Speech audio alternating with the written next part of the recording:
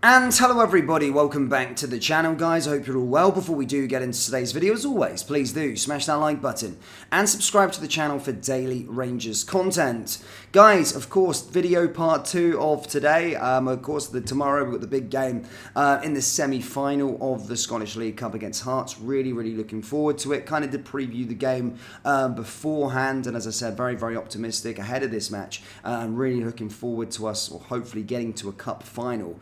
And trying to lift that piece of silverware come the start of December. Really excited about it. And if you want to know a bit more about it, maybe go check out today's earlier on video and why I think Philippe Clement will take us back to the top of Scottish football and have an era of dominance at Rangers. Now, guys, in today's video, we're going to be discussing a few bits and pieces, maybe with regards to the transfer market. We're also going to be making a bit of a mistake, and I want to try and discuss a certain subject that does divide fans a little bit with regards to transfers. So we'll discuss that in today's video, whilst also going through a few other bits and pieces within the Rangers space. But I just want to start by a Rangers warning. Rangers have issued a warning to all fans attending Sunday's Via Cup Play semi-final that they risk arrest if they possess or use pyrotechnics. Of course, on Wednesday, you seen that fantastic display from the Rangers away fans, however, did cause a sort of 45-minute delay, if you like, due to the sort of fire alarms going off at Dens Park.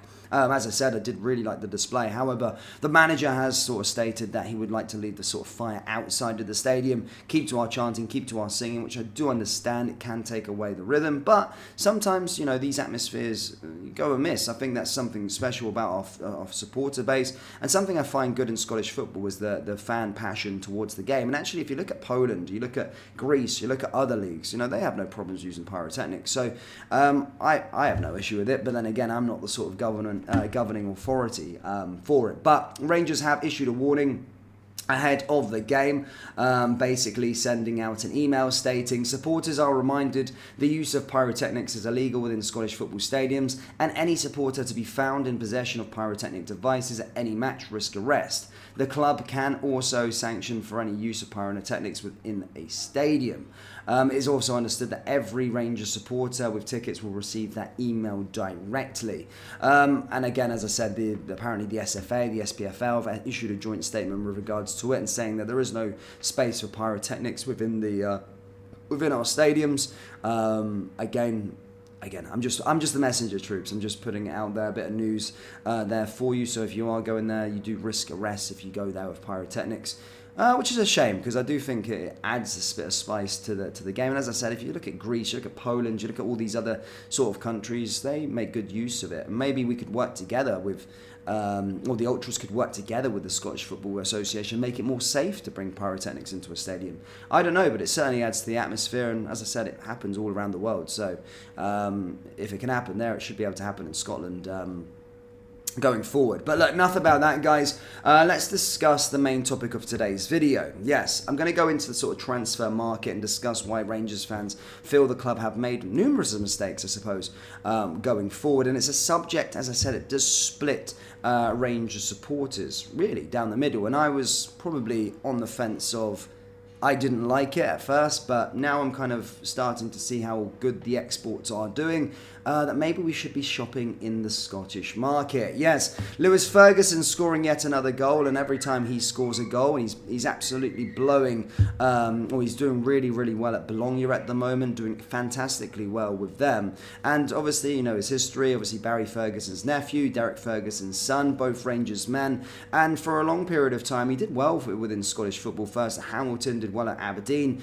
and we were always kind of linked to him. Look, a Rangers fan, he attended the Europa League final, but as I said, a lot of Rangers fans were very reserved or reversed on us actually making a move for someone like Lewis Ferguson, and saying that he would only get the gig because he's Barry Ferguson's nephew, which I do see as quality. But since he's gone out to Italy, playing out in a really good league in the Serie A, he's been doing fantastically well. As I said, scoring a lot of goals, and Bologna just posted a stat stating He is now the joint highest scoring Scot in Serie A history. I mean, I don't know how many Scottish players have gone out there. Souness went out there, didn't he?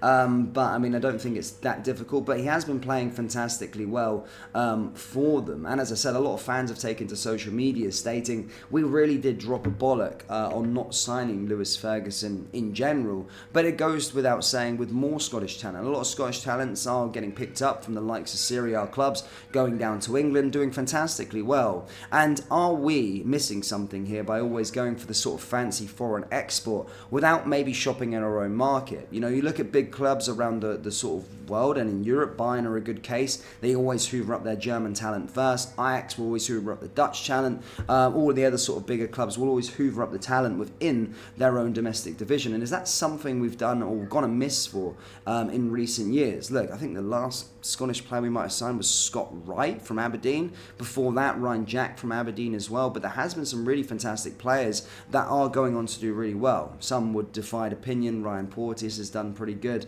Of course, Doige. You've got Lewis Ferguson who's doing well, and you've got other Scottish players in general that go down to England without going to the old firm sides or going down to the Serie A and becoming really, really fantastic players.